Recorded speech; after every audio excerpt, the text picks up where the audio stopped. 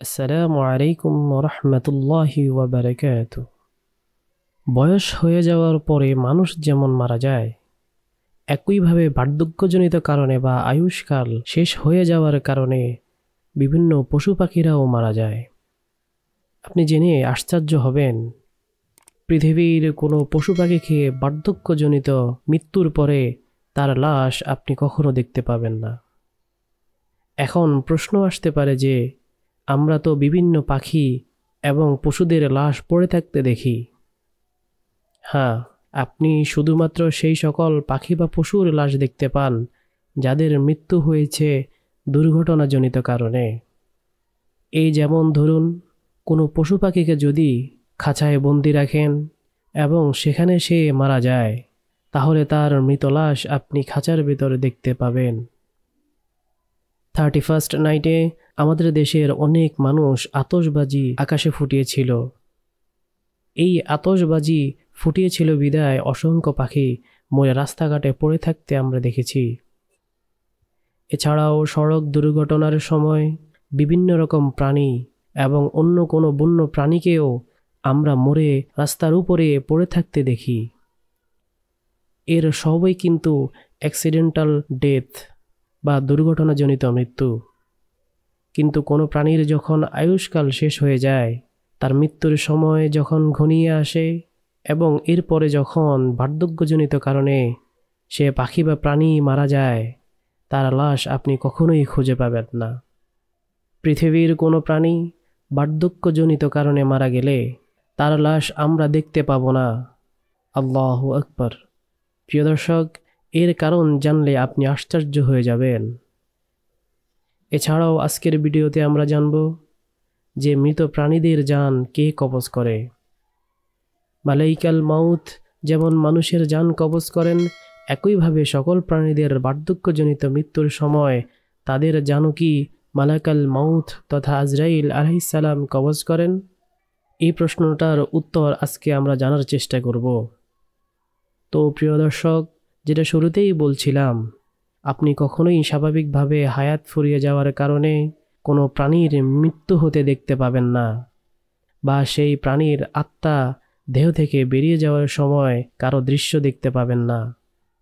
এই বিষয়ে ইমাম জাফর সাদিক রাহিমাহুল্লাহ বলেন যে, আমরা এইসব প্রাণীর মৃতদেহ এই কারণেই দেখতে পাই না, কারণ তাদের মৃত্যুর পূর্বেই মহান আল্লাহ তাআলা তাদের মেসেজ দিয়ে দেন এবং আল্লাহর তরফ থেকে তার মৃত্যুর মেসেজ পাওয়ার পরই সেই প্রাণী অথবা সেই পাখি অথবা কীটপতঙ্গ একটা নির্দিষ্ট স্থানে গিয়ে তার মৃত্যুর অপেক্ষা করতে থাকে।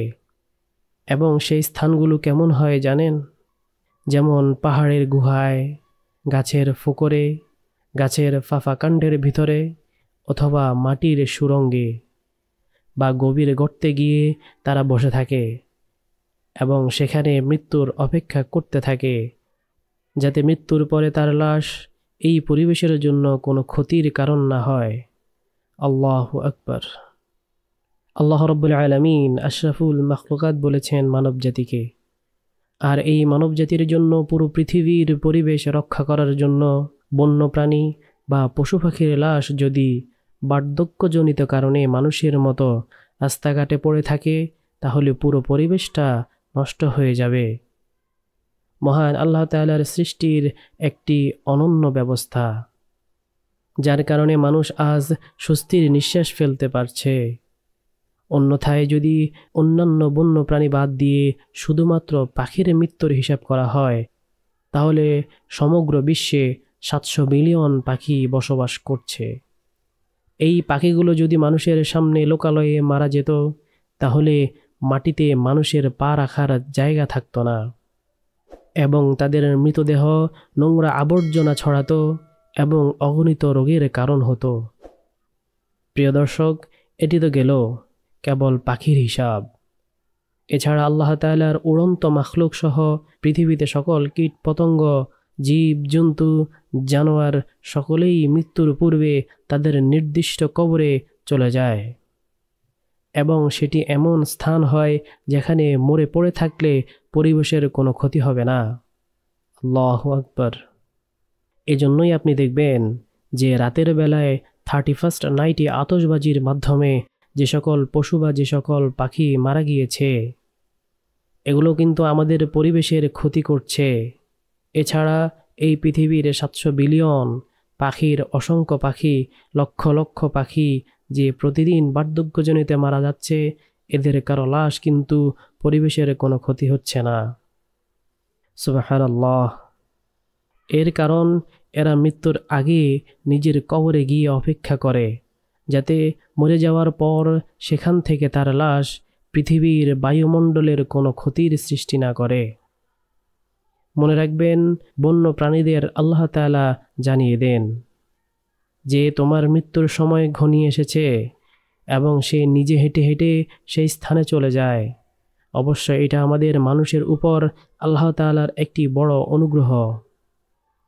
যেমন পবিত্র কোরআনে সূরা আর রহমানে আল্লাহ তাআলা বলেছেন, ফাবিআইয়ি আলাই রাব্বিকুমা তুকাযযিবান, তোমরা তোমাদের পালনকর্তার কোন কোন নেয়ামত অস্বীকার করবে।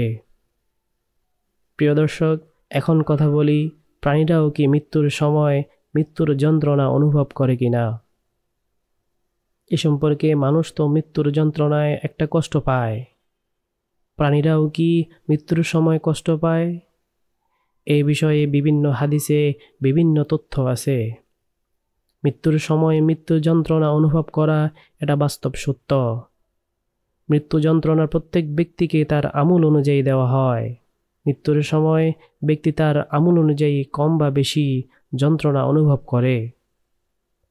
যদি কেউ নেককার বা ইমানদার বান্দা হয়, তবে মৃত্যুর সময় সে খুব কম যন্ত্রণা অনুভব করে। আর যদি সে গুনাহগার বা পাপিষ্ঠ বান্দা হয়, তবে তার আত্মাকে অনেক যন্ত্রণা দিয়ে রূহ কবজ করা হয়। এই তো গেল মানুষের কথা। জন্তু জানোয়ার, পশু পাখি ও কীট পতঙ্গ সহ অন্যান্য মাখলুকের আমলের কোনো হিসাব নেই। অন্যান্য প্রাণীর মৃত্যুর সময় কষ্ট অনুভব করে ঠিকই, কিন্তু তার ধরন এবং মাত্রা সম্পর্কে একমাত্র মহান আল্লাহ তাআলাই জানেন। এখন প্রশ্ন আসে, বিভিন্ন জন্তু জানোয়ার এক এক সময় দেখা যায় একজন আরেকজনের উপর আক্রমণ করছে, একজন আরেকজনকে নৃশংসভাবে খেয়ে ফেলছে অথবা শিং দিয়ে আঘাত করছে। তাহলে এখানেও কি তাদের ন্যায় বিচার হবে না? এক প্রাণী আরেক প্রাণীকে আহত করলে অথবা নিহত করলে এখানে তাদের যে প্রাপ্য ন্যায় বিচার রয়েছে, সেটা কিয়ামতের দিন আল্লাহ তাআলা খুব সংক্ষেপেই করে দিবেন। এবং সেটা কিন্তু মানুষের মতো হবে না। এই ব্যাপারে সূরা আন-নামার শেষ আয়াতে আল্লাহ তাআলা খুব সুন্দরভাবে বুঝিয়ে দিয়েছেন।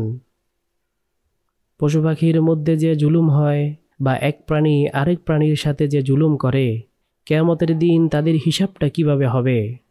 এই তথ্য প্রকাশ করতে গিয়ে আল্লাহ তাআলা সূরা নাবার শেষ আয়াতে বলেন, কিয়ামতের দিন সব প্রাণী, চতুষ্পদ জন্তু এবং পক্ষীকুলকেও পুনরুজ্জীবিত করা হবে, এবং আল্লাহ তাআলা এমন সুবিচার করবেন যে কোনো শিং বিশিষ্ট জন্তু কোনো শিংবিহীন জন্তুকে দুনিয়ায় আঘাত করলে কিয়ামতের দিন তার প্রতিশোধ নেওয়া হবে। মানে সেই যে অসহায় প্রাণীর উপর শিং বিশিষ্ট প্রাণীকে আঘাত দিয়েছে বা গুঁতো দিয়েছে, আল্লাহ রাব্বুল আলামিন সে দুর্বল অসহায় প্রাণীটির শিং গজিয়ে দিবেন, আর সেই সফল শিং বিশিষ্ট প্রাণীকে দুনিয়াতে দুর্বল আঘাত করেছিল, সেই সফল শিং বিশিষ্ট দুনিয়ার প্রাণীটিকে দুর্বল করে দিবেন। অথবা আল্লাহ তাআলা দুর্বল প্রাণীটিকে বলবেন, এবার তুমি তোমার সেই প্রাপ্য ন্যায় বিচার আদায় করে নাও, মানে তুমি তার প্রতিশোধ নিয়ে নাও। অতঃপর সেই দুনিয়ার দুর্বল প্রাণীটি আল্লাহ পাকের তরফ থেকে প্রাপ্ত ক্ষমতা বলে সে দুনিয়ার সবল প্রাণীটির উপরে তার প্রাপ্ত প্রতিশোধ নিয়ে নেবে। এরপর সকল প্রাণী যখন তাদের ন্যায় বিচার পেয়ে যাবে, আল্লাহ রাব্বুল আলামিন ঘোষণা দিবেন, এবার তোমরা সবাই মাটি হয়ে যাও। আল্লাহু আকবার। অতঃপর সব জীব জন্তু তৎক্ষণাৎ মাটির স্তূপে পরিণত হবে। এ সময় কাফেররা আক্ষেপ করে বলবে, হায় আফসোস, ইয়া লাইতানি কুনতু তুরাবা, হায় আফসোস, আমরাও যদি মাটি হয়ে যেতে পারতাম। এই প্রাণীদের মতো আমরাও যদি নিঃশেষ হয়ে যেতে পারতাম তাহলে কতই না ভালো হতো। কিন্তু আমাদেরকে তো হিসাবের মুখোমুখি হতে হবে। এবার আমরা জানব যে প্রাণীদের আত্মা কি মালাকাল মাউত অর্থাৎ হজরত আজরাইল আলাইহিসসালাম কবজ করেন কিনা, নাকি অন্য কোনো ফেরেশতা অন্য কোনো উপায়ে তাদের জীবন শেষ করে দেয়। এ সংক্রান্ত বিভিন্ন বায়াত রয়েছে। একটি রেওয়ায়াত অনুযায়ী জন্তু জানোয়ার পশু পাখি কীটপতঙ্গ সহ গাছেদের জীবনকাল একটি তাসবির ভিতরে সীমাবদ্ধ থাকে। তারা তাদের সারা জীবন আল্লাহ তাআলার তাসবিহ পাঠ করতে থাকে, সারা জীবন আল্লাহ তাআলার হামদ ও সানা পাঠ করতে থাকে, আল্লাহ তাআলার প্রশংসা করতে থাকে। যখন সে নির্দিষ্ট তাসবিহের দানা শেষ হয়ে যায়, মেয়াদকাল শেষ হয়ে যায়, তাসবিহ পড়া শেষ হয়ে যায়, তখন তাদের মৃত্যু আসে এবং তাদের আত্মা কবজ করে নেওয়া হয়। তবে এই হাদিসটি অনুযায়ী অবশ্যই মালাকাল মাউত আলাইহিস সালাম প্রাণীদের রূহ কবজ করেন না। কিন্তু অন্য আরেকটি রেওয়ায়াত অনুযায়ী, যে রেওয়ায়াতটিকে মুসনাদও সঠিক বলে পূর্ণ করা হয়, সে রেওয়ায়াত অনুযায়ী সকল প্রাণীর রূহ হযরত মালাকুল মাউত আলাইহিস সালাম কবজ করেন। চাই সে মানুষ হোক বা জীবজন্তু বা অন্য কোনো প্রাণী হোক, সকল প্রাণীর রূহ কবজের দায়িত্ব আল্লাহ তাআলা মালাকুল মাউত আলাইহিস সালামকে হস্তান্তর করেছেন। যেমন এক হাদিসে উল্লেখ আছে যে একবার হযরত মালাকুল মাউত আলাইহিস সালাম নবী করিম সাল্লাল্লাহু আলাইহি ওয়াসাল্লামের খিদমতে হাজির হলেন এবং বললেন, ইয়া রাসূলুল্লাহ, মহান আল্লাহ তাআলার অনুমতি ছাড়া আমি নিজের ইচ্ছায় একটা মশার আত্মাও কবজ করি না। এই হাদিসের কথাই স্পষ্টভাবে প্রমাণ করে যে হযরত মালাকুল মাউত আলাইহিস সালাম অর্থাৎ হযরত জিবরাইল আলাইহিস সালাম সকল জীবজন্তু, এই বিশ্বজগতের যত প্রাণী জগৎ রয়েছে, যত কীটপতঙ্গ জগৎ রয়েছে, সকল প্রাণীর রূহ কবজ করার দায়িত্ব আল্লাহ তাআলা তাকে ন্যস্ত করেছেন। এছাড়াও আরেকটি হাদিসে এসেছে, যেভাবে একজন মানুষ মারা গেলে তার প্রিয়জনেরা তার মৃত্যুতে শোক পালন করে, কান্নাকাটি করে, একইভাবে জীবজন্তু পশু পাখিও এরা তাদের মধ্যে হতে কেউ মারা গেলে তাদের প্রিয়জনদের মৃত্যুতে কান্নাকাটি করে, শোক পালন করে।